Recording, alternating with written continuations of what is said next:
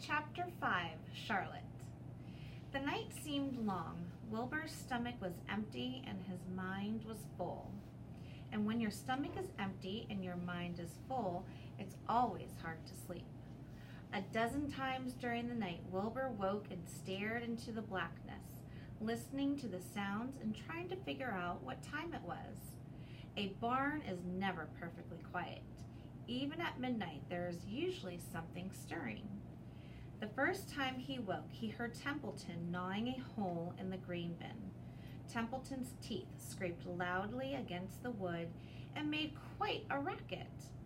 "That crazy rat," thought Wilbur. "Why does he have to stay up all night grinding his clashers and destroying people's property? Why can't he go to sleep like any decent animal?" The second time Wilbur woke, he heard the goose turning on her nest and chuckling to herself. "What time is it?" whispered Wilbur to the goose. Probably about 11:30, said the goose. "Why aren't you asleep, Wilbur?" "Too many things on my mind," said Wilbur. "Well," said the goose, "that's not my trouble. I have nothing at all on my mind, but I have too many things under my behind. Have you ever tried to sleep while sitting on 8 eggs? "No," replied Wilbur. "I suppose it is uncomfortable. How long does it take a goose egg to hatch?" Approximately 30 days, all told," answered the goose. "But I cheat a little. On warm afternoons, I just pull a little straw over the eggs and go out for a walk." Wilbur yawned and went back to sleep. In his dreams, he heard again the voice saying, "I'll be a friend to you. Go to sleep. You'll see me in the morning." About half an hour before dawn, Wilbur woke and listened. The barn was still dark. The sheep lay motionless.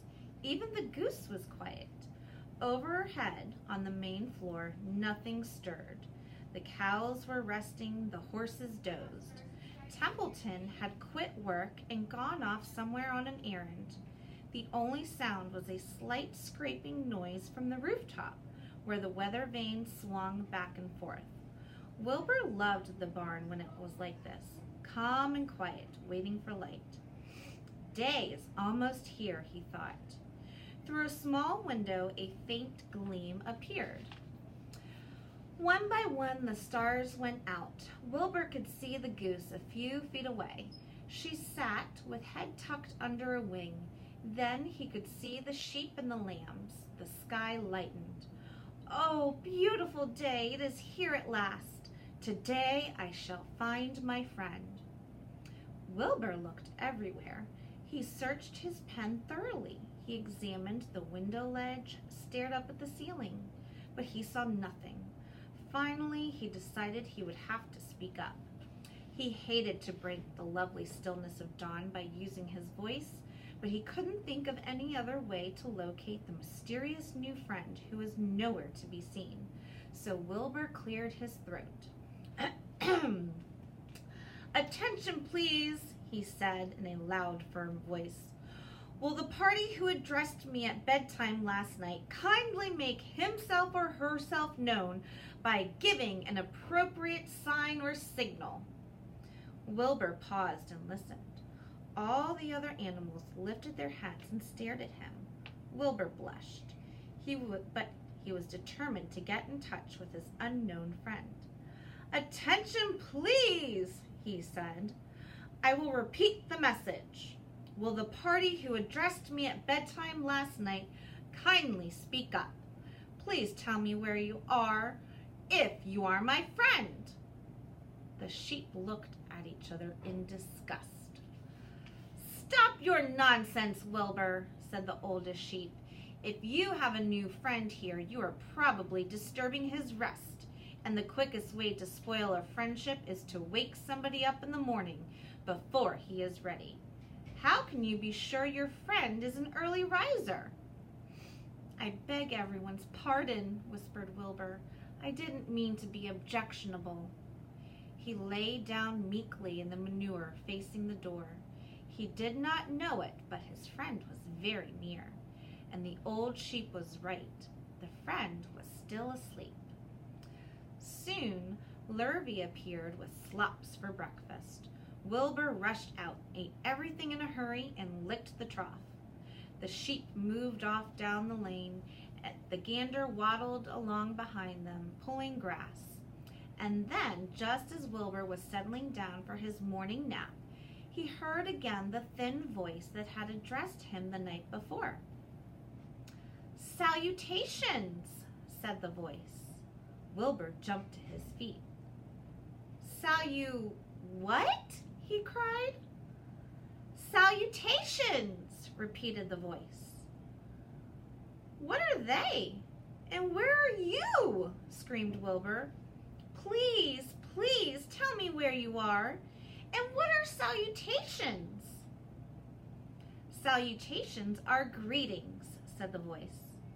"When I say salutations, it's just my fancy way of saying hello or good morning. Actually, it's a silly expression, and I'm surprised that I used it at all. As for my whereabouts, that's easy. Look up here in the corner of the doorway. Here I am. Look, I'm waving."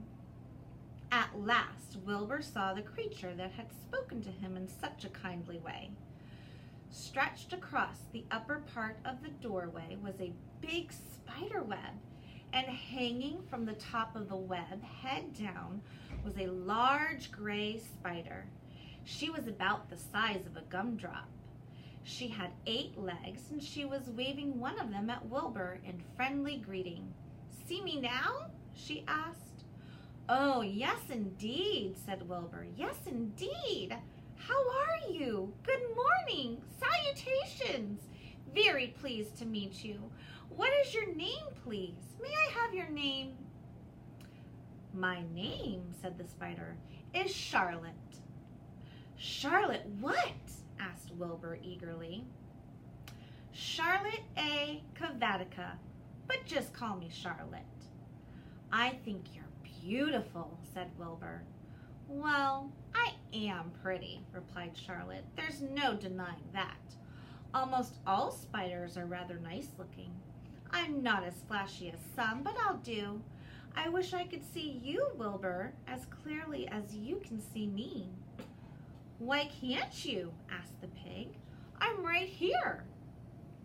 "Yes, but I'm nearsighted," replied Charlotte. "I've always been dreadfully nearsighted. It's good in some ways, not so good in others. Watch me wrap up this fly."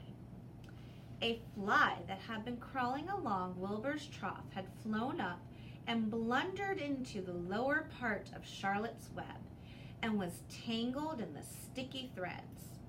The fly was beating its wings furiously, trying to break loose and free itself.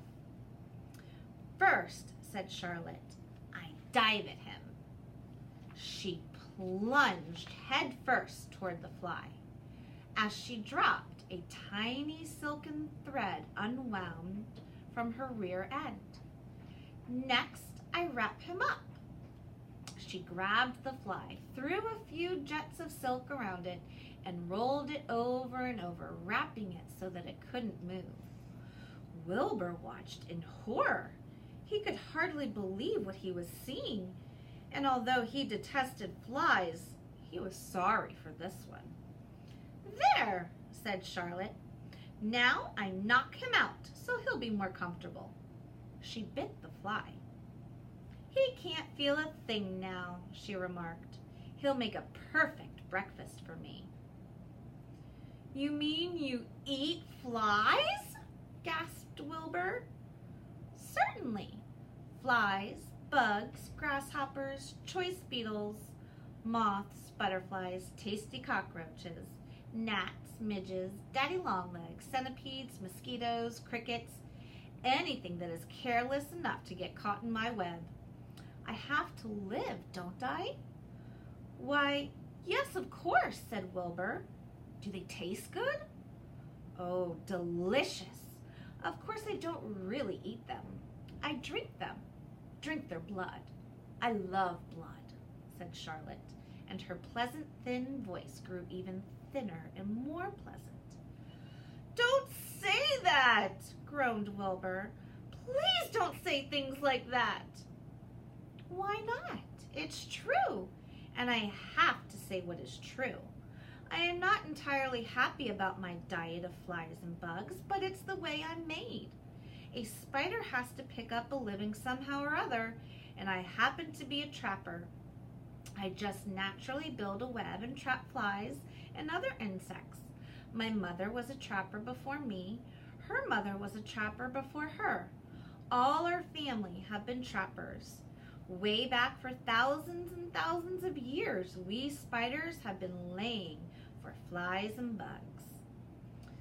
"It's a miserable inheritance," said Wilbur gloomily. He was sad because his new friend was so bloodthirsty. "Yes, it is," agreed Charlotte, "but I can't help it. I don't know how the first spider in the early days of the world happened to think up this fancy idea of spinning a web, but she did it, and it was clever of her too. And since then, all of us spiders have had to work the same trick. It's not a bad pitch on the whole."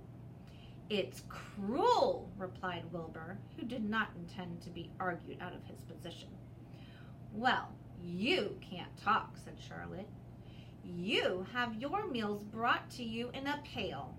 Nobody feeds me. I have to get my own living. I live by my wits. I have to be sharp and clever, lest I go hungry. I have to think things out, catch what I can, take what comes. And it just so happens, my friend, that what comes is flies and insects and bugs. And furthermore," said Charlotte, shaking one of her legs, "do you realize that if I didn't catch bugs and eat them, bugs would increase and multiply and get so numerous that they'd destroy the earth, wipe out everything?" "Really?" said Wilbur. "I wouldn't want that to happen. Perhaps your web is a good thing after all." The goose had been listening to this conversation and chuckling to herself. "There are a lot of things Wilbur doesn't know about life," she thought. "He's really a very innocent little pig. He doesn't even know what's going to happen to him around Christmas time. He has no idea that Mr. Zuckerman and Lurvy are plotting to kill him."